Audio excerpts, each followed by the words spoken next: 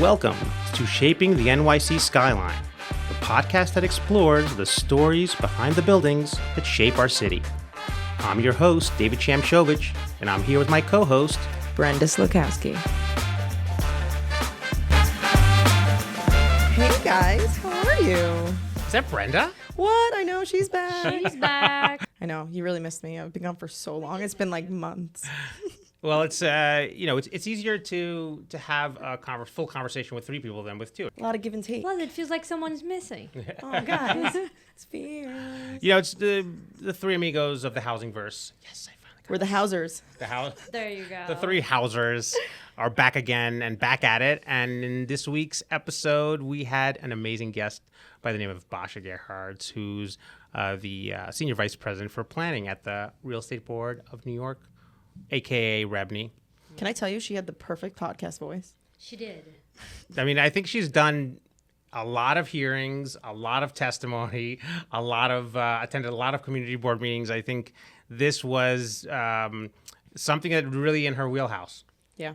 To talk about. It was a great interview. We learned a lot. Yeah, I mean, the things that she's involved in connection with, vouchers, in connection with sustainability. Using her planning background, her urban development background, to use that to influence what she does now at REBNY was such a great perspective. I really liked hearing the macro aspect of it all. Yeah, I mean, seeing somebody actually using their degree is always is always a good thing. And really, the trajectory that she's had is one that seems kind of obvious. What she says was, common sense is not always common, but It's so true. but she, almost from the beginnings and her interests where, art was really something that was very important to her, but she was also very much interested in history and how to combine those two. And then the serendipity of her professor talking to her about the Savannah School. And I'm going to have to look at my notes. Yeah, the SCAD, Savannah College of Art and Design. And it kind of took over from there. And now that she's at REBNY, what's interesting is that she may be representing not the community per se, not government, but I guess the real estate community, a different side or different perspective. But her opinions have not changed. The way that the things that she feels passionate about, housing, affordable housing, sustainability, urban design, development, things like that. They're all the same. She's the same. Yeah. She has the same opinions and the same understandings as she did when she was a college student. She's just kind of like applying them in a new way. Yeah, and she continues fighting for the community to grow in general, not specific sides or leaning towards just one side. And she's basically involved in every aspect of design in the city, from zoning to land use, like I said, to sustainability, all of the hot topics. And I think she has, she has her work cut out for her. And I guess she's up to the challenge because she loves to learn and she's not going to get bored, I don't think, at this position. Not anytime soon. Similar to our Skyliners in this episode. Not going to get bored. You're going to learn so much. That's right. And, if we forgot to mention it, by the way, we're all attorneys at Side and Shine. Here for our Skyliners to answer any questions about 485X, about the new City of Yes specifically. UAP. That's right, Universal Article Affordability 11. Preference. So, if you have any questions about any of the topics that we, speak about on this podcast, whether you're a student or a practitioner, developer, architect, give us a call. And, I just love that educational aspect. And I think Basha was a great guest, and she imparted so much knowledge on us and our audience, and we were so happy to have her. Yeah. Oh, yes. So They're all going to enjoy it. You can enjoy it. And without further ado, Basha Gerhards of REBNY. Hello, everybody, and hello to our Skyliners. And Brendan, Camilla, how's it going? Hey, guys. Very good. Good to be Going back. great. Yeah, it's been a while. I mean, I was also sick for the last two. So this is me, the first time back since the break. So it was super awkward when we had actually a stand-in. We got a cardboard cutout of me. where you're sitting, and She we was made very sure, quiet. Yeah, we made sure the lighting was just perfect. That's how you knew it wasn't me, Yeah. because I was way too quiet. We totally missed you, and it wasn't the same without you. No. You know, Oh, guys. You're part of the team. Amigos. You make me blush. Yeah, you're the three amigos of housing is what I call us. Yeah, we are. Exactly. I just made that up just now, actually. That sounds better than Housers, which is how we normally refer to Oh, ourselves. love that, though. I love. I think I like Housers way better now, because of the comic effect of it. Housers is great. As you've heard, that is our secret guest who you see on camera, so it's not really secret anymore. And we're thrilled to welcome Basha Gerhards, the Senior Vice President of Planning at the Real Estate Board of New York, or REBNY, which is the leading real estate trade association representing a broad spectrum of stakeholders, including owners, builders, and other key players in New York's real estate industry. Basha is instrumental in shaping REBNY's policy work on housing, land use. She's shaping the New York City skyline. Guys, it's been so long since I said that. That's right. Not only that, but she's shaping behind the scenes of the New York City skyline. The foundations, as it were. Exactly. The Wow. rules and regulations surrounding them. Also resiliency, community development. And your career path includes significant roles, such as being a senior land use advisor to former Manhattan Borough President Gale Brewer and planner at the Department of City Planning. You've also been an active member of several important groups and committees, including the CB1 Resiliency Task Force, the city's Office Adaptive Reuse Task Force, and the BQE Community Visioning Council, all of which hopefully we'll touch upon, assuming we have enough time, because your resume is about 75 pages long. Actually, keep it to 1 page, so I'm not sure where you added I think that's just something. industry standard. You could definitely span 75 pages if you It's tried. like 2 fonts, single-spaced. Right. No, that was after I finished my thesis. I was done with documents of that length and breadth. And you didn't need it either. I mean, you were working in 3 places since you graduated, which means that you've stayed for significant periods of time. But Basha received a BFA in Historic Preservation with a minor in Urban Design Development from Savannah College of Art and Design, or SCAD, and she got a master's degree in Urban Planning from Columbia University's Graduate School of Architecture, Planning, and Preservation. She's recognized as a key influencer in New York City's urban planning and housing policy landscape, and her insights are regularly featured in major real estate publications and public policy forums. Among her many achievements, which she will discuss, she's been pivotal in securing legislation to expand access to housing vouchers, promoting housing production, advocating for equitable development, and you've also championed major projects to deliver much-needed housing and affordable housing, and you've been a strong advocate for policy changes to facilitate office-to-residential conversions.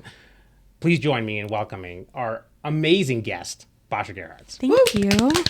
I usually don't write my intros. I'll outline them. And as I told you right before the show, I had to write it down because so much stuff in here and so many cool things to talk about. I'm just worried we're not going to have enough time. So I want to just jump right into the thick of things. And I love to start from the beginning, right? It's the thing. And This is your therapy. Tell me how you grew up. What was your childhood like? I know that your mother was a school teacher. I actually don't know what your father did, but he was an influence on you. So when I started looking for undergraduate programs, the thing my dad sat down and said to me, don't go and do anthropology. And I'm like, why not? That sounds so fascinating. He's like, well, I did it and it was useless. I was like, okay. So both my parents, they ran their own business for over 30 years. They were wholesale distributors for eyeglasses from Italy, from Germany, and they did that for a long time. So they, they worked out of the home. My dad would be gone for sometimes weeks on end, traveling across the country to see clients. And what I always looked forward to, my mom said when I was really little, I would wait at the steps knowing he was going to come home, because when he came home, he would sit and read to my sister and I every night. That's what we look forward to. And my mom, I always look back and I was like, oh, how much she had to give up to support my dad, to support us. She had been a high school art teacher at FIT. And as various rounds of budget cuts happened in the city during the 70s, right? Her story is not atypical. And they moved to the suburbs. I grew up in the Hudson Valley, but I was really lucky because we always came back to the city. We were always coming back to see the museums. We were always coming back to eat in cool places. After the Met, my dad would drive all the way downtown so we could go for the best burgers, which was at White Horse Tavern. And I don't think they ever cleaned that grill. So that's why they were so delicious. Really tasty. Exactly, they're so good. And I think that was just really impactful to me, that they never lost touch with the pieces that made New York City great, even as New York City was kind of going through, when you look back historically, that was a really challenging time in the 80s and even the early 90s before things felt good again in the city. And they were like, no, we are going to find those good spots. And we had family that was still living in the Lower East Side and Flushing. So we were here. And so you asked about, we were joking with the childhood trauma. I think in some ways my trauma was that I had to grow up in the ranch style house in the suburbs when all I wanted to do was be in the city. Yeah.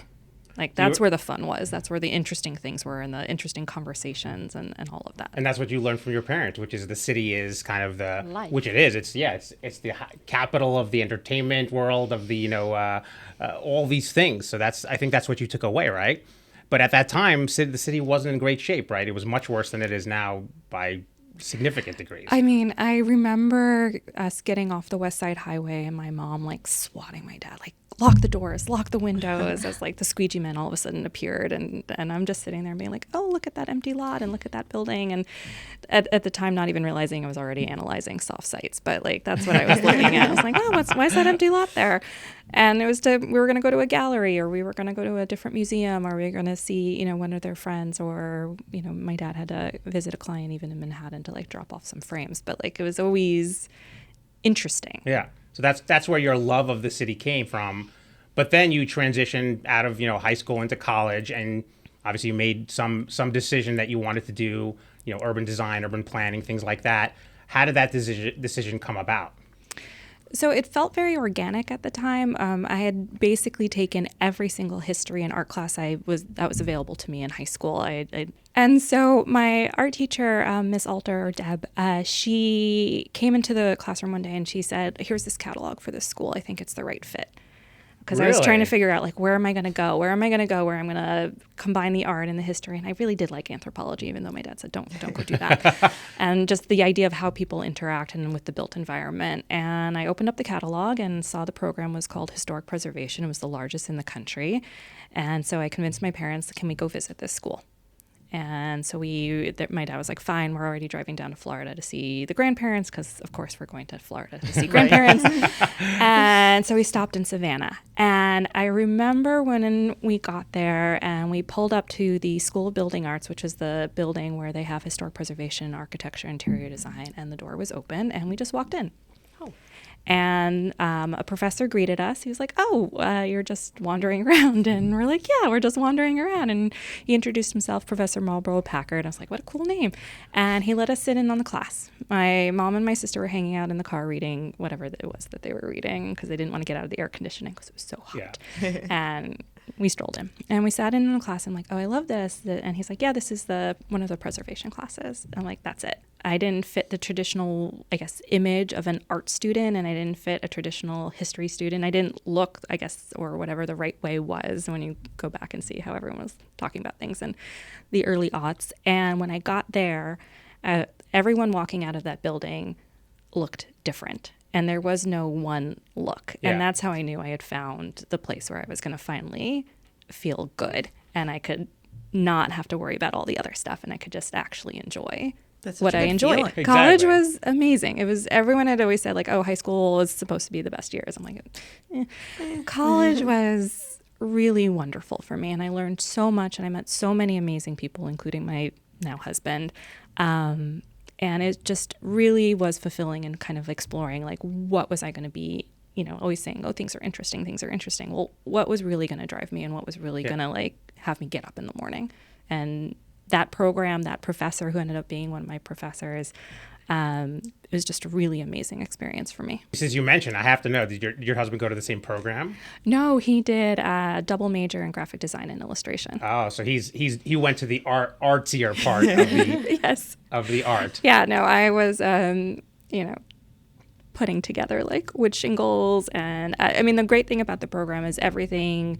Even though for undergraduate, you were doing graduate level work. So I was working on a Getty Campus Heritage grant for the school. I got to work on, it was called Defusky Island. So went in, that's now a national corridor, and our research work and the documentation work that I did on that project, that fed into the Federal Register. So that was really amazing. Worked on the original Girl Scout headquarters to figure out like the original paint color schemes. Everything was just hands-on and fun.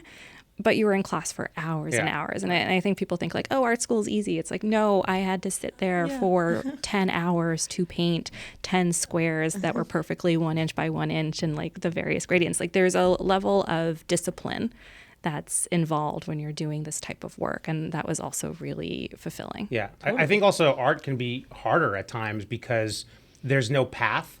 That's right. If you're writing a paper, you kind of know, introduction, middle, ending, right? Exactly. But art's like 3 details under the thesis statement, right? Like it's very different, and it's very much how are you feeling and what's feeding into your environment. Yeah. So I mean, I think it fits some and it doesn't others, and clearly it fit you like a glove. Yeah. I mean, it sounds like you loved it so much that you continued on to grad school. Yeah, and I think the pivot to that was I was part of a student team, first, I would say, people to go back into the Gulfport and to the Gulf Coast in Mississippi after Hurricane Katrina. The highway still wasn't open. The National Guard was still patrolling at night. And we were there like sleeping on the second floor of the Children's Museum because that was the only place that still had running water in this little neighborhood. Oh my gosh. And how long did you do that for? It was just a week because that was how long we were allowed to be there, right? Okay. So during the day we were basically got renovating a house for a couple that had been there, I think, over 60 years. They were in their 90s. They had no kids. They were no wherewithal to pull out the drywall and pull out their piano, like drag out the fridge through the front steps. But it was their entire life. So sorting through everything to make sure we pulled out the deed to their house and their family photos and made sure that stuff was finally drying and like pull out all those mementos was really important. Wait, you were doing that physical, you were actually physically in their house doing those things? Yes. She's actively doing the preservation. Yeah, I guess you're preserving their life. But you also had mentioned something about a lot of focus in terms of who can and can't move back into the neighborhood. Those were our nights, yeah. So our nights where we were sitting in on these community engagement meetings and meeting urban planners. I had no idea what urban planning was. I very much knew what historic preservation was and more of the tactile aspect of what I was getting into. And these urban planners were there to guide these community meetings about how to rebuild after Katrina. And in meeting after meeting, the people who were present were very clear. They didn't want the affordable housing. They didn't want the multifamily. They didn't want any of that near the waterfront. And it was all going to be on the other side of the railroad tracks next to the mall. And I remember sitting there being like, that doesn't sound right. There was multifamily apartments on the water. There were other people living here. Why are you othering them? Why are you pushing them somewhere else? Just because you have the wherewithal to show up at this meeting because you didn't have to go to Texas to sit in a hotel room during this storm. And you had the money to come back. And I remember feeling how wrong that was. Yeah. And that was really my exposure to like what urban planning could or couldn't do. And this idea of looking at things on a macro scale. Because again, my program we're focused on the individual building. We're focused on the individual structure, the individual person. And I think that experience really helped me look at things from a more macro lens. And that's what really pushed me towards moving towards urban planning. So we can pull out a little bit and see not just how one single building works within itself, but how it works within the community. Yeah, and what does community mean? And what does it mean for a group of people to come together? And how is the building or the built environment impacting their ability to come together or not come together? And then again, Professor Marble Packard, is sitting there like, what do I do after I finish? And he's like, you should go to grad school and you should do urban planning. That's when you came back and you spoke to him about it. Yes. And he said, this is what you should he was be doing. my bookend of that experience at SCAD. So that's kind of what made you say, I'm going to pursue this, and I'm going to get a higher degree, and then you went to Columbia. And how did that decision come about, and what kind of things did you do there? I know you had some internships and fellowships that you did there that were quite interesting. So I was lucky. I came back to New York. My family was still here, whether they were in the city or outside, and I miss them. And Georgia is in Savannah, Georgia. I used to joke, I was stuck in the 60s and like 1960s. I'm like, no, 1860s. One, it wasn't burned to the ground like everything else, because when Sherman got there, he thought it was the most beautiful place, and he presented it as a birthday present to Lincoln, right? Like this, look at this beautiful city I've captured for you on my march to the sea when I burned everything else. I'm not burning Savannah. It was still highly segregated. I was considered a Yankee with some other expletives in front of it for quite some time. And, I wanted to come home. And so that really drove my decision in terms of where I was looking for graduate school programs. And with Columbia, they had the right combination. I was going to have, with the Graduate School of Architecture, Planning, and Preservation, I was also going to have access to preservation classes if I still wanted to continue doing that. And I was able to continue taking some classes at the graduate level as I pursued my master's. And that's, got in there, focused on physical planning. Again, this idea of like, how do you put together a comprehensive plan? How do you do a plan for a historic district? How does that fit within the broader city?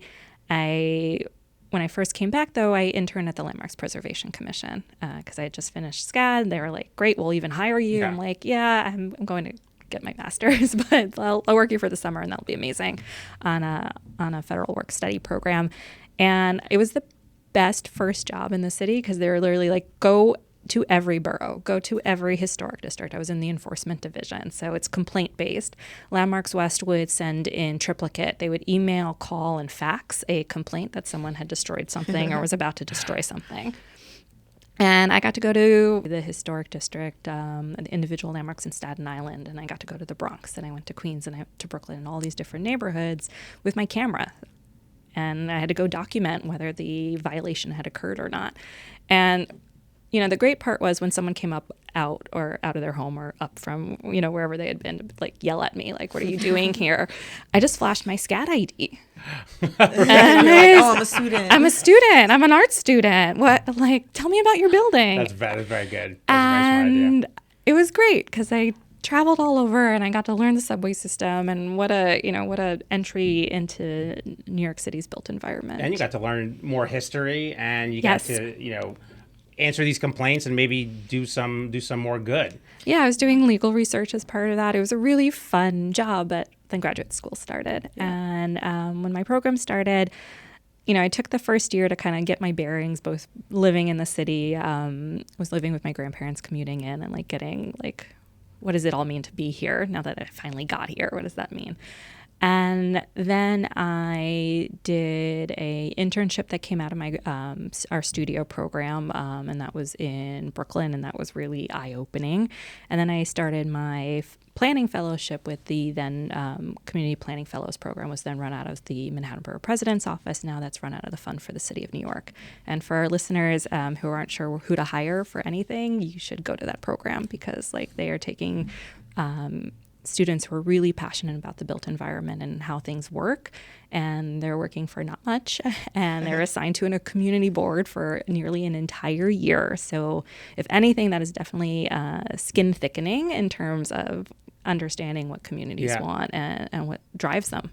Well, how did the community board actually respond to you coming in there as a graduate student? I would say for starting anything new, don't go in like you know everything. And I think that was what I really took out of that experience was the community knows their community best. You may not agree with the tactics, you may not agree with the point of view, you may not agree with the outcome, but they live there. You do not live there. At the end of the day, as an urban planner, you are coming in as a guest. So what are you going to take from that experience? And yes, you can try and shape and advise at some point. And I worked on they wanted to do an extension for the Tribeca Historic District, and I spent a lot of time saying, I'm not so sure about some of these buildings, like they're not contributing, like they don't have the architectural features, they've been severe, like I've done all the research, they've been severely modified, and they were like, no, we want this. And then you see the political part, which is like, they got that extension over time after a while, regardless of the merits of the building that I, coming in, may have thought about. What kind of takeaways did you take with you from that experience? Because I can imagine, I've been to community board hearings just as an observer, whether it's my community board or others, because I'm also interested in that process. It can be very, very daunting, particularly when you're not in that community. But what were you able to take away after being there for a year? I think what I took away most was their passion for their community and that they were going to know details in every building and every block in a way that someone coming in was never going to know. Yeah. And if you can't recognize that coming in when you're trying to build something new, then you've already lost. You have to recognize the community engagement piece is not just you coming in and talking, it's you coming in and listening. Yeah. Totally. I think that's probably a more important piece. And we've talked to a lot of others on the show as well who made a similar point, which is listening to what others want, because when you listen to what others want, you can follow suit or make an argument to the contrary and explain why what they're saying is not right, either way. But I think listening is an important skill. I have not mastered it just yet. But David likes to be self-deprecating. I was watching. I'm going to do this live, but I was watching Bill Burr. He's a comedian, and he has this shtick where it's like, me and my wife is like a piece of art. She's like a perfect work of art, and I'm like that building that always has scaffolding around it because we're always working on me. We're always working on it. So I tell my wife, we're always working on me, and it's actually true because she's great. I definitely a work in progress. So maybe maybe there'll be some historic preservation in my personality at some point. No building's ever done. I think that's. I mean, that's the thing that I also struggled with coming here. Like SCAD and Savannah has this very rich history of adaptive reuse, and like we're going to reuse buildings, and we're not keeping things in amber. Though you had a contingent of folks who were like, no, we're still in the 1860s. But there, like that tension was there. But in terms of like how the school taught me and how the Landmarks Commission operated in Savannah is this idea of like, what a shame if this building stays as is and isn't used. How do we use it? Yeah. How do we fix it? How do we fresh it up so that someone can continue and the community can continue to enjoy it? Yeah, there's a lot of different factors that go into those kind of determinations, right? I mean, it's a lot of input and a lot of thinking about, like I said, how it's going to be used and how we can fix it and preserve that history. Yeah, I'll say it sounds like you found a really good path to finding the balance of modern development mixed with preserving what's already there. It's finding the adaptive use and how do we make it work with what's already existing. That's right. Yeah. I don't really know how other states work, but zoning here is different, right? The way that land use works, the procedure for rezonings, all the things are very unique to New York. Did you have some difficulty in acclimating, or was it kind of, these are the same principles, I can kind of adapt them from what I've learned already? So I referenced how hands-on my program was in undergraduate. So, I was doing AutoCAD, I was working on GIS, I was working on all these hard skills. And then I got to Columbia and it was very much more, how are you going to think about solving problems? That's very nice to have all that you can paint gold gilt on something and right. You can do historic paint analysis and do all the photography work. And that's lovely. But how are you going to solve the problem? And I thought the combination of the two pieces was just really nice for me because I had always had those two pieces in me, which was like the artistic side and the problem solving side. In some ways, people are like, oh, artists, they don't problem solve. I'm like, no, of course we're problem solving. Yeah. How am I going to paint this beautiful flower in a way that people will react to it and respond to it? Or how am I going to photograph something so it still looks like it's alive or living and someone can have a different viewpoint when they're looking at it when they're sad versus happy. And I loved how all those things kind of came together in urban planning, because urban planning inherently is about pulling together all of these different fields and all of these different kind of intellectual threads into real world problem solving. Yeah, and Totally. Problem solving that impacts people to the nth degree, right? Yes. So when you talk about like the complexity of the zoning resolution, when I started at city planning and then, opened up at the time it was 3 binders, now it's all virtual, which is lovely, but it was like these 3 big black binders. And I looked at this and I was like, okay, I can do this. I was reading 1,000 pages a week in graduate school. I had to sit. I had to sit for 10 hours painting 10 1-inch squares, perfectly flat, gradient color. Like this, I can do this too. Exactly. How did you come about that position? I think you just applied, right, and just saw. Yeah, I applied. It was open posting, and there were several different positions available within the agency at the time. It was the technical review division, the environmental review, and then a Staten Island borough planner. And I had no desire, no offense to anyone from Staten Island, to commute to Staten Island from Flushing, Queens. So then you decided to apply for the position that would best, I guess, suit you and also be convenient. Yeah, more, which is not geographically convenient, but also like I wanted to be employed. I had a graduate school loan to pay off, and so technical review sounded the most interesting to me because it was like, oh, I'm going to work on projects across all 5 boroughs. I'm going to have this chance to learn the zoning resolution even more, and I'll have access to all these different project types. And versus what my understanding at the time of what environmental review was within the department is they kind of either you were a generalist or you're a specialist. And I was like, well, I don't necessarily want to specialize in air quality, or Right. that may not be the right fit. So I thought technical review was going to be the right fit. And it was really good for a long time. I learned so much. I did get to work on projects all across the 5 boroughs. Can you explain to everybody what technical review means? Yeah, so technical review, our job was to make sure applications were ready for the public review process, whether it was going for chairperson certification or going through full ULURP with the City Planning Commission, reviewing and opining in. So this meant things like zoning compliance, making sure the application package, the architecture drawings were in good shape. And so again, those hard skills I had from undergrad came into play. I knew how to do plan review. I had been doing plan review of like historic structures since day one at an undergrad. So it seemed like the right fit, and it was a chance to learn, and that's what was the other driving factor. So are you just looking through these documents, making recommendations, writing up memos to others, and then how does all that work? So typically an applicant comes into the department and says, I want to rezone. I want to rezone to build a 9-story multifamily building, say 100 plus units, and I need a zoning map change. And now under the mandatory inclusionary housing, I also need a text change. So say they also want a special permit because they're near the waterfront and they actually want to impinge or change their building shape, and because they're on the waterfront now, they're on a waterfront block now, they need a waterfront certification, right? So my job was to make sure all the actions that they needed were outlined. When it's a discretionary action, someone has to do not just only a description of what the project is, but how they meet the findings under that special permit. So reviewing those documents, and then reviewing the architecture plans and landscape drawings and the other things that would be associated depending on what the action was. So a waterfront application, when someone's needing waterfront design changes or waterfront certifications, I used to refer to one of the packages as the size of a small toddler.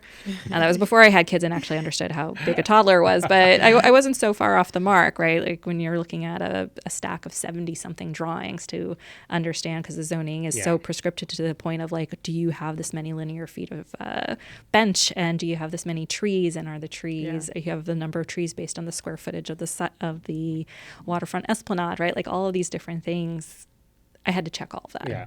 Did anything come across your desk where you said, I got to follow that. I got to see what happens? I didn't know it at the time, but some of the best projects I got to work on at City Planning or REBNY members. So there was the Durst project via 57th Street. So this was the Bajark Ingalls building. I was like, this building is so cool. It was such a bear, though, because how do you do encroachment diagrams for something that pivots at like every 3 floors an angle and doesn't follow any of the normal encroachment or like height and setback windows? So that was also a toddler size, package. I worked on Hallett's Point, which ended up being now owned by Durst. At the time, it was Lincoln Equities. And then I worked on a lot of plaza certifications and like design changes. So, that's been cool. I walked through the Gary Plaza, the Gary building in the Lower Manhattan near City Hall and the Municipal building. And that's one of the plazas I got to work on. And still one of my favorite places to go meet for coffee if I'm downtown. Yeah. I mean, when I traveled in Europe a little bit, they had plazas everywhere. That creates a reason for people to want to live in an area because it has those open spaces and ability to socialize. I think it's all part of that, urban planning, which is there are different components to it. It's not just, and we have a client who kind of follows suit, does these projects, but he also applies for these open plazas because the buildings he's building, he knows that they'll service them, and more people will come, more commercial, more residential. That's right. And it'll the better your built environment is, both at the street level and for the actual building. I think there is value to that, not just to the community, but I'm sure fiscally as well. One of the two other projects that I got to work on when I was at City Planning that I did follow was the the Rudin West Village project. Again, Rudin is a REBNY member. So this was when the hospital closed. It's where the AIDS Memorial went. And, that project was really interesting and fun because there was a city map change in addition to everything else, and where the AIDS Memorial ended up going, right? Like this idea of like, what do you do with this kind of forgotten piece of land that was being used to hold, I think, oxygen tanks for St. Vincent's Hospital, and what is that going to become in the future? And there was also this question of preservation. I think originally a lot of the older hospital buildings were going to be torn down, and then there was this conversation of, okay, can we can we save 2 of them, and what does the redevelopment look like? St. Vincent's, I would say, has been important for like every major medical episode, so to speak, for the city, right? Like it was where women from the Shirtwaist Triangle Factory were sent. They had inpatients from 9/11. They were there at the height of the AIDS crisis giving care when a lot of other places would not. So yeah, I would say very important both in terms of like New York City's history and being there for the people. And that kind of played out in that community engagement process in the city planning hearing. It was, I remember it being a really long hearing and people being really emotionally invested in this idea of the hospital closing and what did it mean. The thing, though, was because they were so focused on the thing they could not control, which was the hospital closing, right? All of those things were so like beyond like macro factors, like they were not going to partner with another hospital because that other hospital at the time was still providing abortions, right? Like that was a line in the sand for St. Vincent's. They were not going to partner with another hospital that was doing that. Even though they did all these other amazing medical things, that was their line. And then financially, they couldn't keep going. Everyone was so focused, like, how do we save the hospital? How do we save the hospital? There was actually very little time spent on the memorial. And that really happened at the like end of that community engagement process through public review.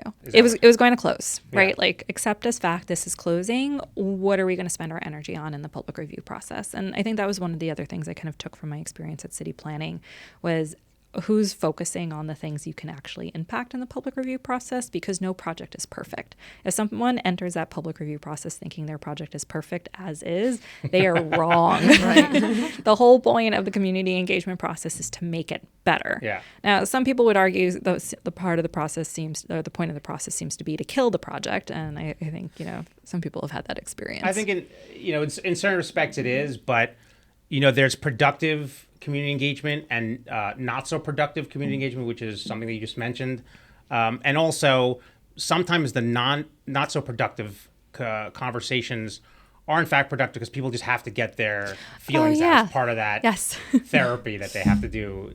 So I think it's necessary. Some people just want to be heard. And give them the forum to do that. Exactly. And sometimes one of those comments just opens the conversation to something more important. That's true too. I think it definitely opens up perspectives, but a lot of people have their own agendas too, right? Whether you're a citizen, whether you're involved in politics, everybody has their own agenda. This person doesn't want too much noise. They don't like a Starbucks in there. Whatever it is, everybody has their own agenda, so it's hard to...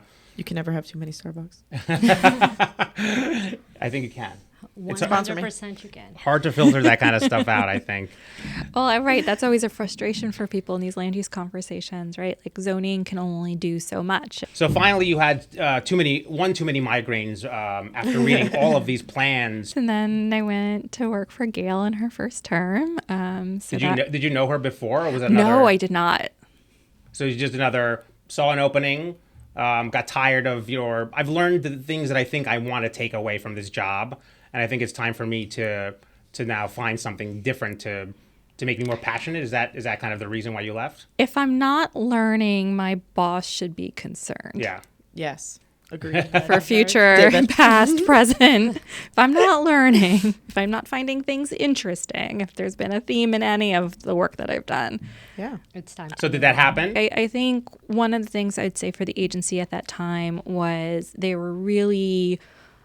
in a lot of ways, it felt segmented. I would have loved to have moved over to one of the borough offices, and that was not an opportunity that was granted to me, even though I applied, even though I asked. And I think at a certain point, even for yourself, it's like, well, I keep applying and they keep saying no. So what am I going to keep applying, or am I going to be okay doing this other thing, or is it time for me to find something else? I was referred to Gale's office, was called in for an interview. I guess it went well. I had the job pretty quickly. And so I was with her for her first term as borough president. And what were your job responsibilities, and what were the things that were highlights for you at that position?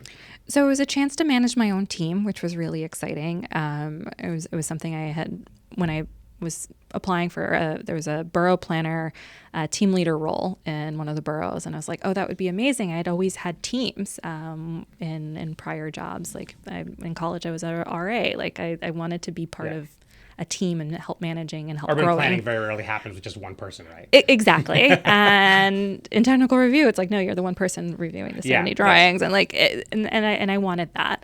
So I got to manage a team. And then one of the, it was a different view on ULURP, right? Like all the ULURP applications were going through the Borough President's Office. They have a charter mandated role to review those things through the Land Use Division.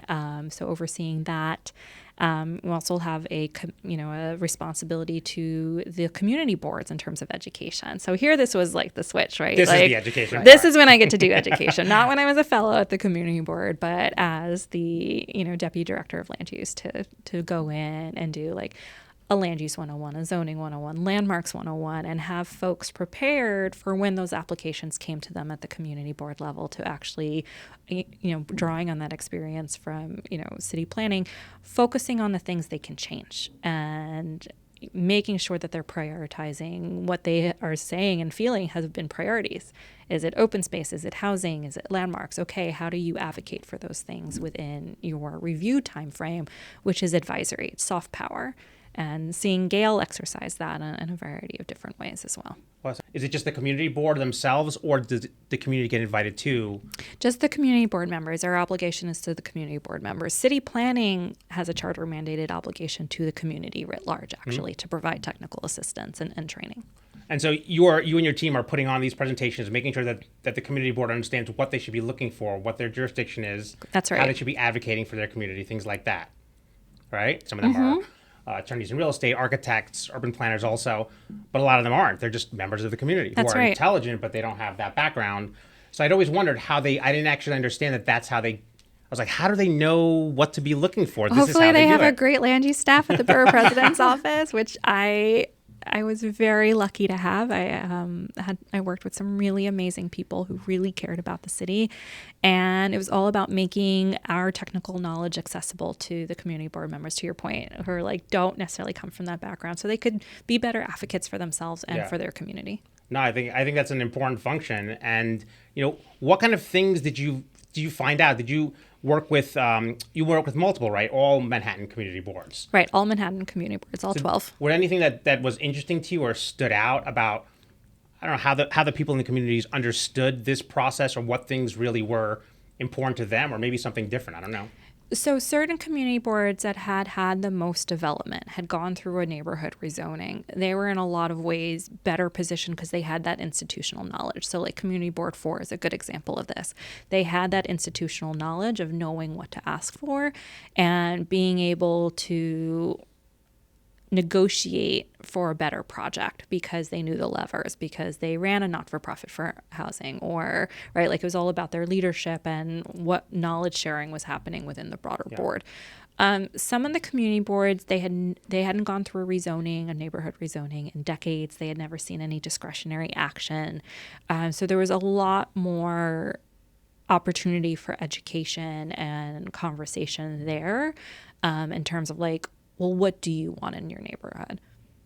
Are you going to specifics with them? So I know you're providing them with general backgrounds, but if there's a specific project that came up or rezoning, are you helping them navigate those documents and what to focus on? Or you just kind of giving them the basics and then it's their job to look at the rest? It really depended. So like one of the things that I was really proud of during my time at Gale's office was, I would say, creating the structure for pre-ULURP engagement. So we did this on the South Street Seaport, for Greater East Midtown, for Garment Center, for Inwood, and for Harlem. And apologies if I'm forgetting any particular neighborhood right now. And I started that work in Soho before I left for REBNY. What was really important in all those conversations was, okay, what do you want to understand? And how am I connecting you with the people who can help you understand it? In East Harlem, I think one of the conversations that was really illuminating was we had someone come in and really explain area median income and what it costs to build affordable housing. And East Harlem at the time, they didn't just want housing. They did. That was like top priority, but it was also about like open space and school seats and parks. And we had conversations around what all of those things were going to cost. And based on that cost, what are they going to prioritize, right? Like there's a finite number of city dollars available. There's only so many development sites. There's only so far they were willing to go on the rezoning. And a lot of the conversation was really focused on this idea of a continuum of housing. And that was really impressionable to me. This concept of like people shouldn't be poor forever. They should have opportunities to move to bigger apartments or more expensive apartments or to buy something and still have a chance to live in the neighborhood. So this idea that if you're going to build something, it's not just for one income bracket or it's not just for one type of people, I thought was really important. And I was really impressed by the community conversations because it would have been really easy for them to have been steamrolled, right? Like I think historically they had been. And they showed up and they're like, no, we're willing to admit what we don't know and we want to learn about it and then we want to make an informed decision. No, I think it's, you need to be you got to be in it to win it. And if you're not engaging, then you're not going to get anything. You don't want to be steamrolled, and it's an important. Yeah, and I think a lot of communities sometimes show up and they're just like, no, no, no. And it's like, well, if you're just saying no, you're not giving a chance for dialogue. Yeah, because it's going to happen. So do you want input or do you just want to say no and then it's going to happen without any input? I mean, it's kind of like, where they say to you just have to kind of accept it. It's not maybe something you agree with, but you have to accept it. And now let's see if we can change it so that it does fit a little bit more of what you want, what the community wants. It's also coming into the conversation to say, let's have a productive like back and forth rather than just saying no, no, no. Right. And with East Harlem, the speaker of the city council, it was her district. She said she wanted it. She wanted it because she wanted access to all the capital dollars that were under the de Blasio administration, so that he had committed to. They had all of this as a right development that was occurring without a single unit of affordable housing. So to the point of like, do I accept the premise? Right. Right. The only way to change this scenario is for a neighborhood rezoning. Yeah. That is the way to change the paradigm. Otherwise, if we do nothing, all we're going to keep seeing is fully market rate housing coming into this neighborhood and further displacement. Exactly. It's just going to push people out and then cause the gentrification that they're trying to avoid in the first place. Yeah. How did you, urban design, planning, all those things, zoning, land use, they're very technical and all within your expertise. How did you then try to grasp and understand things that you mentioned earlier, which is construction costs, what it costs to build something, which I think to me is, it's still very much experience-based, but it's a totally different thing than what you were doing. It's like, well, this is how you do it. Well, how much does it cost and how do I actually get it done? How do I raise the money? How did you go about educating yourself? So in undergrad, I mentioned everything was hands-on. I had to go to Home Depot and price my materials for some of the jobs that we were working on. Really? Yes. So like I knew, again, I could go back to like I could read a spreadsheet and I can read a plan. And so Gotham had come in to Gale's office for a rezoning for like this massive mixed income building. This was Community Board 4, and I guess that one's also Community Board 4, but she wanted 100% affordable. And they're like, no way, that's not happening. Yeah.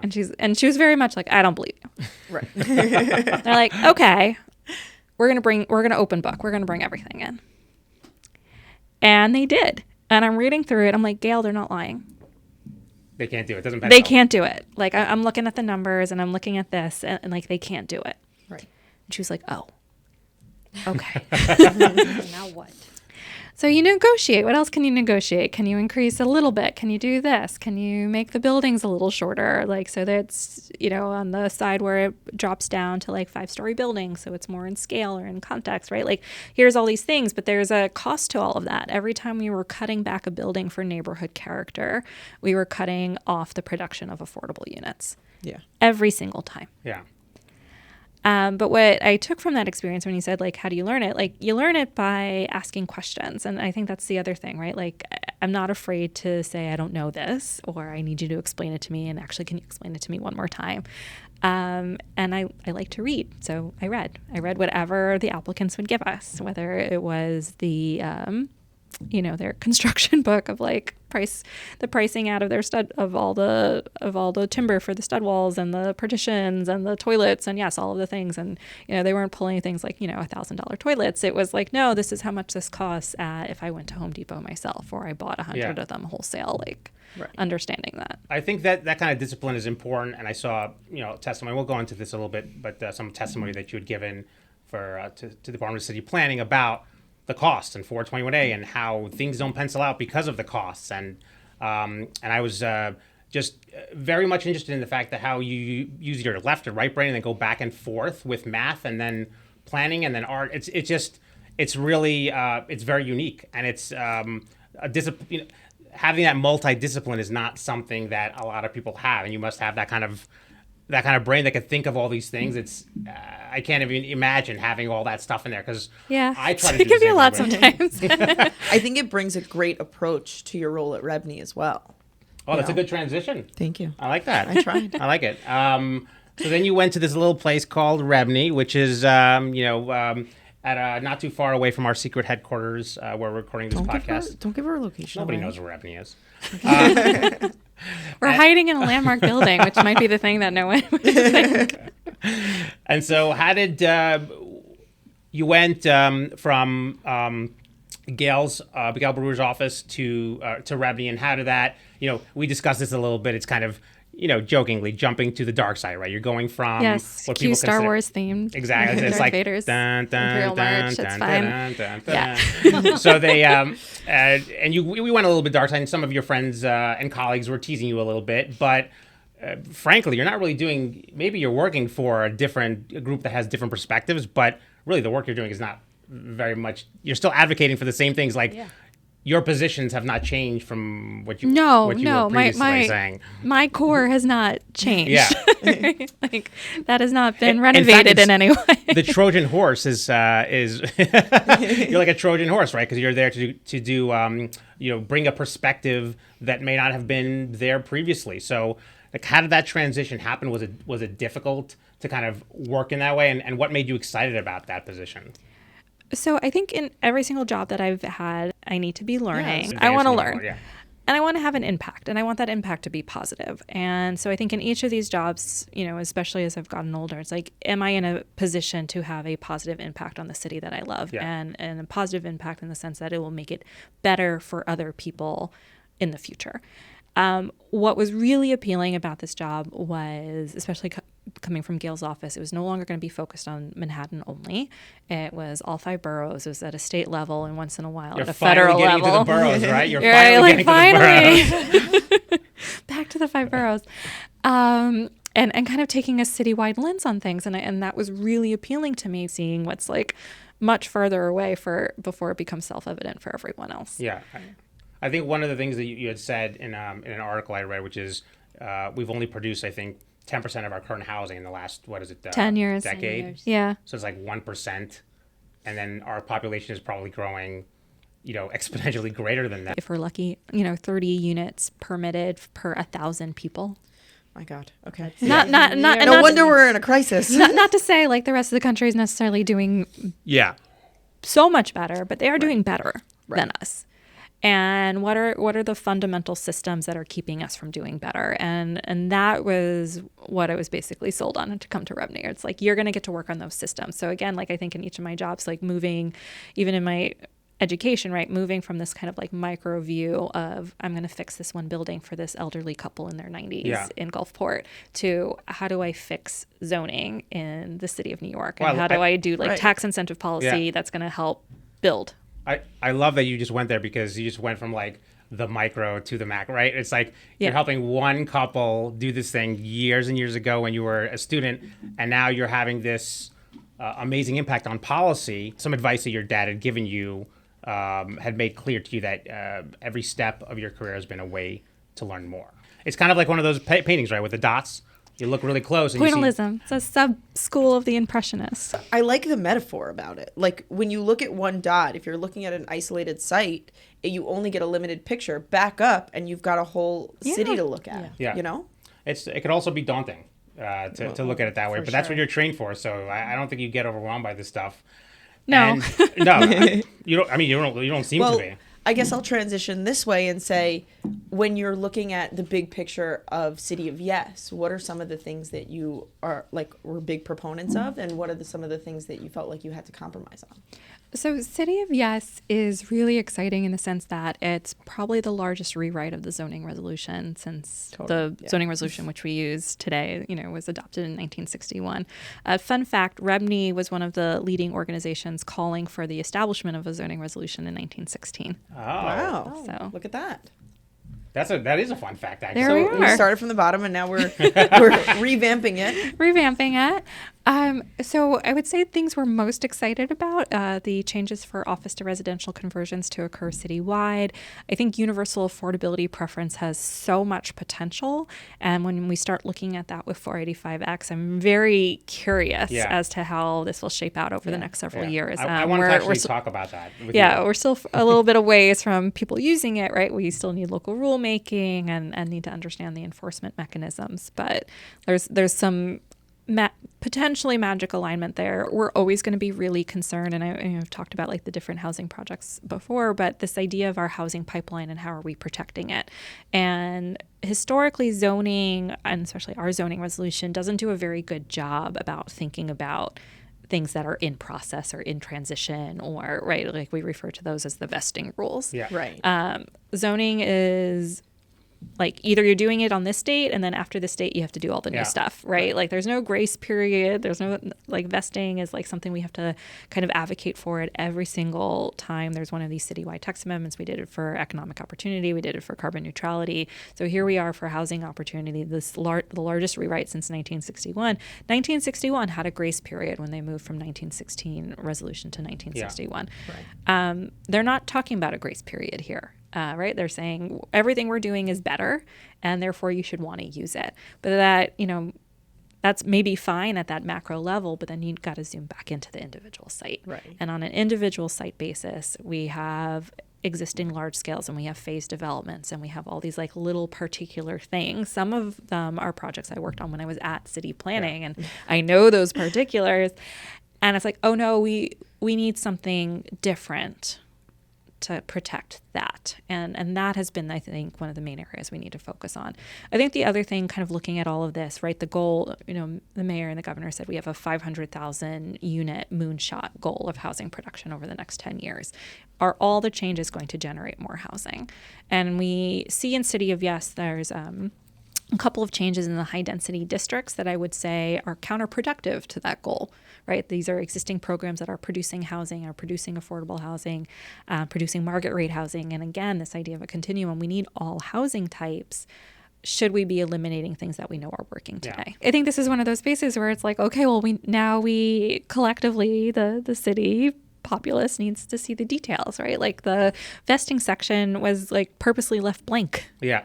People have been asking us about that too. And one of the things that you proposed in that testimony, in that letter, is that you said if not phased in appropriately, the proposal has the potential to disrupt the existing housing pipeline in ways that will undermine its overall goal, which is what you said. But I just thought that was such a smart way of putting it because I was also wondering, well, how is this going to happen all on day one as soon as they pass it? Like it's just going to like that's not possible. Right. Well, I think that's one of the challenges. And when we talk about the zoning text changes is like, again, for whatever reason, it's always like this drop dead. Right. There's no in-between phase. Yeah, you're either doing this or you're not doing this. And I think that kind of misses the nuance and then those micro views of like, we have a really long development process and things can take a really long time to come to formation and they can take a really long time to start. And then you have to get the financing and it's all the plan approvals and the rounds of approvals. And it's a conversation just to get something into one place. Right. And to get a project started. Yeah. So how have they addressed those concerns? Have others expressed that concern? And yes. In the other two citywide text amendments, carbon neutrality and economic opportunity, there was like they said, as long as you filed by this time, you have up to a year to get approval. So like for this, I think we're just asking for more time than they gave in City of Yes. We pulled in statute language examples from 421A, from other parts of the charter. Like there's a lot of precedent in city and state law. And then especially when you start looking at other municipalities, an on and off switch is not going to work for housing production. We really do need more time. So now, we made our case at the hearing. There were other entities talking about this as well. And now we have to see what I would say, post-hearing and pre-vote discussion is at the City Planning Commission. Yeah. And do you get to, once they've gotten all these comments in, all this feedback, I assume there are going to be some revisions to Yes, I would hope so, right? That's the point of the process, Yeah. is to revise it. So we already had the City Planning Commission hearing. The commission typically has their post-hearing discussions. They've had more than one on this particular text amendment.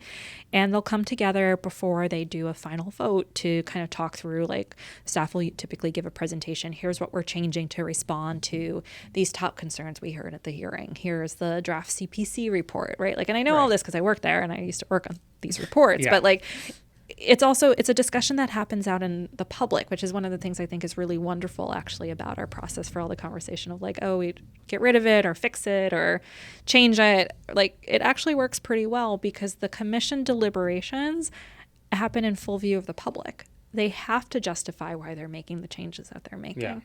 I think that also goes back to you talking about listening to your community and meeting the needs of your community, because you're having an open conversation. So they're listening to the community, making those changes and then implementing them. And in this case, they're listening to all 59 community boards, Yeah. right? Like, Yeah. It's a lot of voices. five borough presidents and all the stakeholder groups in between.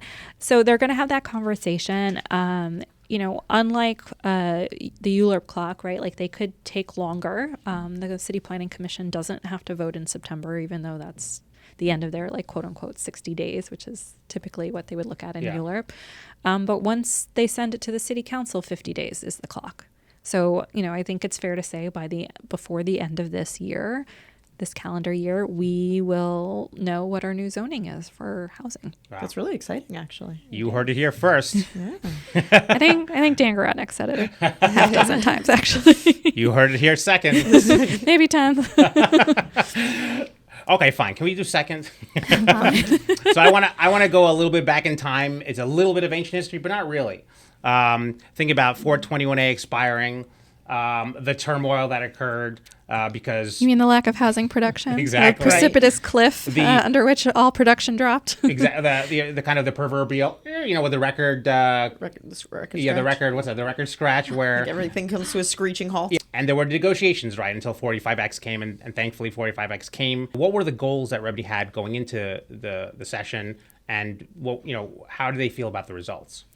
So our goal going into any of these legislative sessions is, can we provide a voice of math and reason in what are inherently have been, especially when you're talking about housing, very political and emotional conversations. For us, understanding what the real criticisms of 421A had been, but also understanding that, again, kind of like an on and off switch of like taking away the program wasn't actually going to meet our housing goals.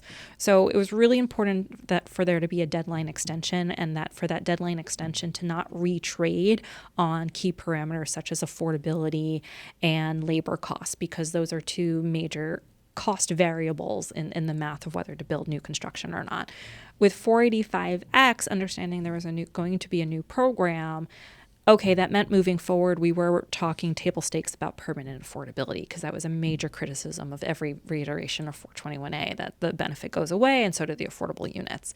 The other major criticism was the AMI levels, and for area median income, right? A lot of buildings use the 130% AMI option under 421A Affordable New York. A lot of those buildings were using that option in neighborhoods where that AMI was actually above or at market rate rents, and therefore was not considered affordable whatsoever. Yeah. So in some ways that tainted the production value of that program. It tainted the integration value of that program, because that program was really successful in building 60%, 80% AMI units in Manhattan, in the Brooklyn and Queens waterfront, where new construction otherwise would not have built income restricted units. And that all kind of got lost in this kind of bigger narrative of like, this program doesn't produce affordable units, it's a real estate giveaway, and the affordability goes away anyway, so what good is it? Right. So we had to address that coming into it. I think what was hard with the narrative of like, oh, it's a real estate giveaway is, they're kind of assigning morality to construction. They're assigning morality to whether you replace the boiler or not, or you build a roof. And like fundamentally, it's about, am I going to take on all of the risk of this lengthy development process, all of the compliance required of any tax or government program? And Am I going to build new construction in the city of New York?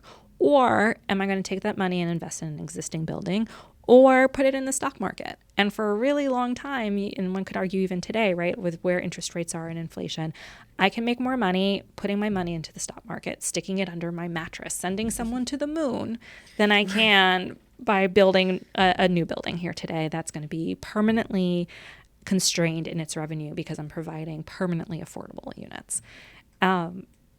That, is how we approach the conversations. Because again, I think the emotional component is everyone wants a home and everyone should have a home. And everyone should have access to housing. And I think where the other rub in all of this is access to housing doesn't mean access to that particular unit in that particular building in that particular neighborhood. And what was lost in a lot of the conversations, especially on the rent stabilized side, is this idea of like people should just have access to the housing unit they are currently in. And if they only have access to that unit, that means they're not moving. And maybe that's really great in a lot of different ways. But it also means no one else can move in. And if someone else can't move in, what happens to the people who are coming to the city, who are moving into the city? They don't have a place to go. They don't have a place to go. So that's why we have some of the highest homeless rates, the highest overcrowding rates, like all of these like metrics of like our housing stock is not in good health. That's what those metrics tell me. Right. I think it's a good way to, it's just another example of how you're listening to what the other side is saying in order to be able to address some of the inaccuracies, right? It's not totally false, but there are some spins on it that they're going to the agenda of the other side that are not seeing the full picture. And another two things that you were very much a proponent of or involved in were one, vouchers, for the access to vouchers. I just wanted to see if you can discuss a little bit about your support of those programs and of landlords of existing buildings. So with vouchers, I think this was both it's the right thing and it's the right thing financially, right? Like it's twofold. When we say it's the right thing, again, this idea of access to housing, vouchers are a way to keep people housed where they are if the programs work better. It's a way for people to access better housing than the one that they're in, whether they're in shelter or they're in an overcrowded unit. And to me, when we think about like having an impact and making the city better, fixing wage policy can sound daunting. Fixing the property tax system sounds daunting. Telling construction labor, they should get paid less so the cost of housing goes down. Probably not the way to go, right? So all these things feel really daunting. And then you start looking at the eviction cases, and when 90% of them are for non-payment, and then the median non-payment amount is $5,000. That seems fixable from a public policy standpoint. So, for us, for vouchers, we're like, this is a way to help people where they are, meet them where they are, without kind of touching these kind of macro systems that may not be working well or may not be working well together.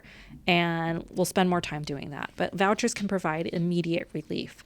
I think one of the things that's been frustrating in all those conversations is the administration of the programs is not where it needs to be. It takes at least twice as long in New York City as it does anywhere else in the country. It is bureaucracy at its worst. And then it expires after a certain period of time, right? Correct. And then because we have a supply-constrained environment, so you have only a set amount of time to find a housing unit. I don't want to dismiss or be dismissive of the source of income discrimination complaints. I think that is very real and that is happening. But the administration of these programs also creates opportunity for bad things to happen. Yeah. It creates opportunity for someone to say no because government's going to take you 3 months to like approve it or send an inspector and do all the things that are enabled in these programs. So that's a major problem. But before we get to the administration of these programs, even the value of those programs were set so far below what rents are set at for apartments, even for stabilized apartments, that they were functionally useless. So that was a really big thing for us to get engaged on in the city and state level. And we were joining folks who'd been working on this for years. And so getting the city FEPS and the state FEPS supplemental value, getting the voucher payment standard up, so where someone could actually use it and where the rents were aligning with those amounts, that was really important. Yeah. Now we can focus on the administration of the programs, and we could spend another 3 hours about like all the red tape and Let's make sure it works first. Right, like one city agency asking for documents that 3 other city agencies should have. It's stuff like that. The other thing is, like, each of these programs were designed over time and to meet certain population needs, which means there is not a continuum. There's gaps in the voucher program. So we've been really involved over the last several years in pushing for the Housing Access Voucher Program at the state level, which seeks to kind of fill those eligibility gaps. Yeah. So, like, if you're an immigrant, if you fall below a certain income, if you're a single adult household, like, there's all these eligibility criteria with city FEPs and state FEPs and HASA and like Section 8. And if you don't meet the precise government criteria, some of which was established decades ago, you're out of luck. Yeah. And then we can, then you can say like, oh, well, we should focus on a wage policy, and we should focus on housing supply, and like, let's stabilize more apartments, right? But like, at a certain point, we're talking about a finite unit of housing, and really fundamentally, property taxes need to get paid. You want people to have insurance on their buildings. You want the people who clean and build those buildings to get paid. Yeah. You got to operate the thing too, right? You got to operate it. You don't want it falling down. Right. So all of those things eat from the revenue. So what's left, right? Like, what's left on the rent? So we need people to be able to afford their rents. And there's a lot of different ways to approach it. And we always felt like vouchers was in the short term, one of the best ways to do it. And then longitudinally, right, like, what else is being saved for government? You're saving on shelter costs. You're saving on ER visits. You're saving on education absences because someone is stably housed. Yeah, I mean, I think there was some kind of study where they said about how much you spend on like somebody who's a homeless person. It's like $1 million. It's like you can house them. You can figure out how to do it and save the city money. It's such a short way. It's not a great way of looking at things. You're not looking at it from the big perspective like we were talking about. Yeah, not only that, but you're giving families opportunities to have access to education and different platforms that you'll see the impact 10 years. That's a good point. Because they have the chance to move to a different neighborhood if that's what they want, or not if they don't want. And I think that's the other thing that's kind of lost in the housing conversations about like, well, I don't want housing in my neighborhood, or I don't like that type of housing, is, well, you don't have to live there. Right. Yeah. Right. You can always move. In the 5 boroughs, if you want to stay in your suburban-like neighborhood, as people described it at the City of Yes hearing, you can do that. No one is saying you have to move to Long Island City.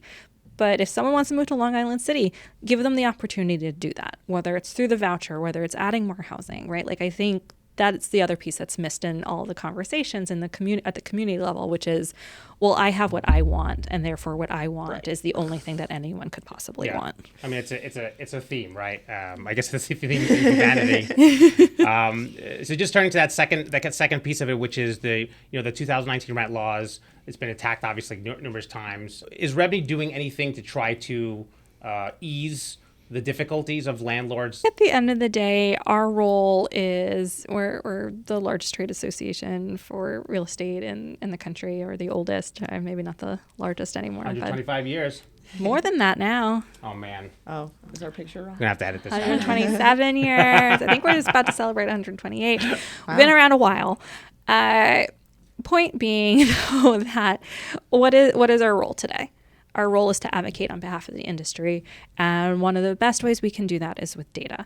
I think we were really successful in the housing production conversation. We've been really successful in Office 2 adaptive reuse for residential and all of those conversations, tax incentives on new construction. We've been less successful in rent stabilized because there's a lack of publicly available data fundamentally. So every year we try and do a industry survey. We try and glean what we can from the housing and vacancy survey, from the 311 complaint data, from the PDF that DHCR puts out saying there's at least one stabilized apartment in all the following buildings on this massive PDF.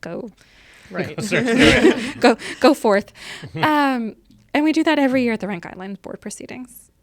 But because we're bringing it, right, like there's a level of mistrust, bias, even though it's all publicly available data, just it's not actually feels like publicly available data because you'd have to FOIL it. Right. And you have to be so specific in your FOIL to get through the bureaucracy and the Sphinx-like responses that you get from government, where they don't have the resources to generate the data at the zip code level, which isn't fundamentally what we need. If there's anything I would want moving forward is for all of us to have a shared baseline understanding of what's happening on the rent stabilized stock.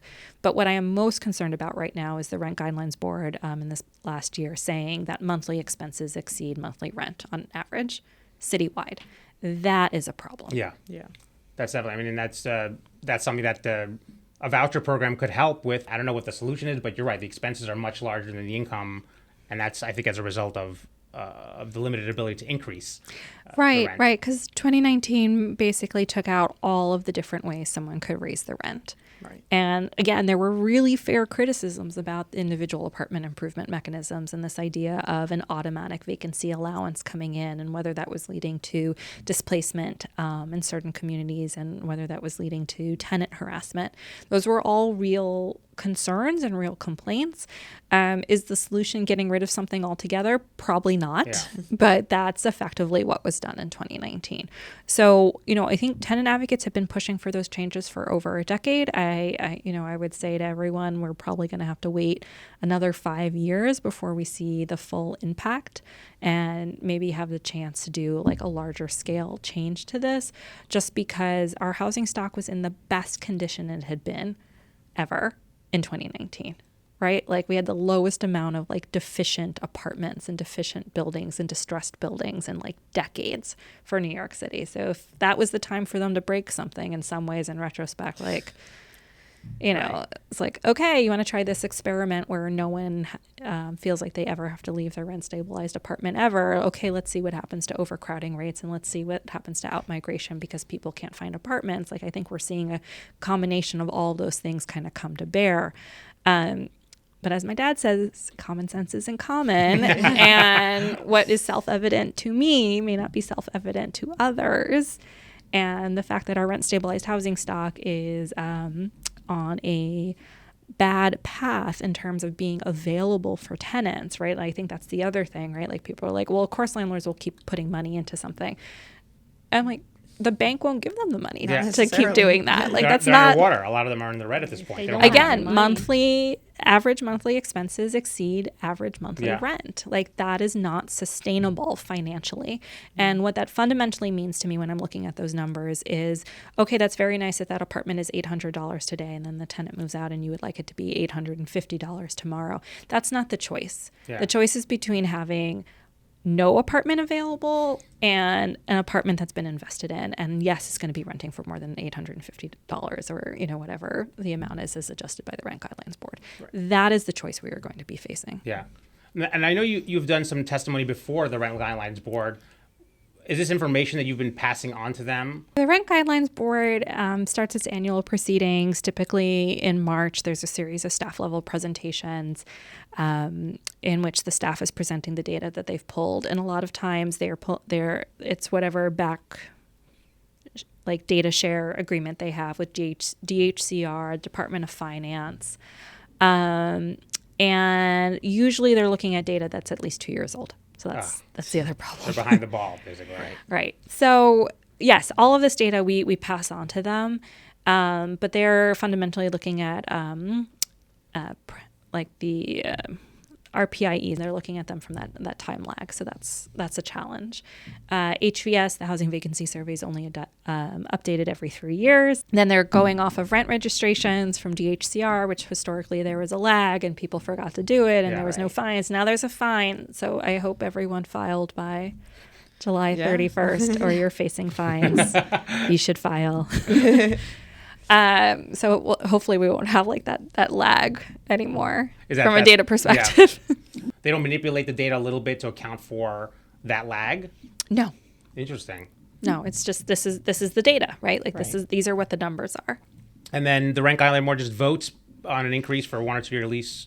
No, they don't just vote. They hold multiple hearings. So there's like the invited testimony from like owners and from tenants, and then there's like the big public hearings. So these are like the hearings that were occurring like in Cooper Union in the basement pre-COVID, for example.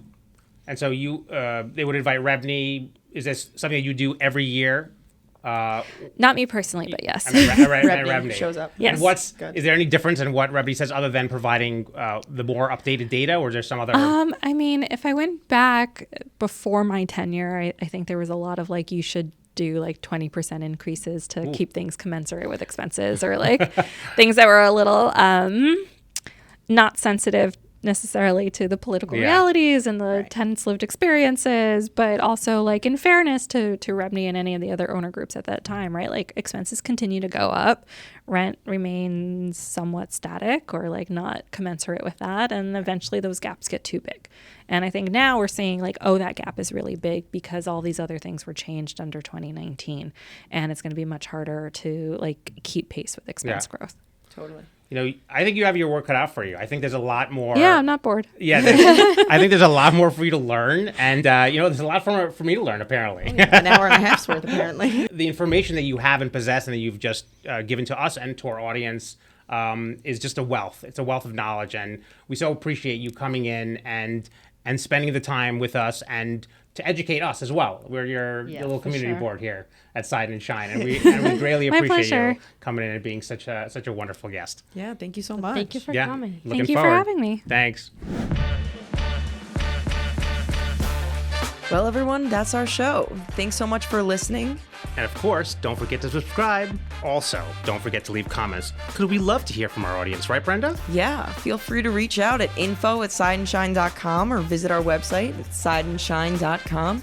We really look forward to hearing from you. You could also reach out to David and Brenda at dshamshovich@sideandshine.com and Brenda Slakowski at sideandshine.com. You want to spell that? B Slakowski at sideandshine.com. Those are lengthy last names. You can just find us on our website. That's right.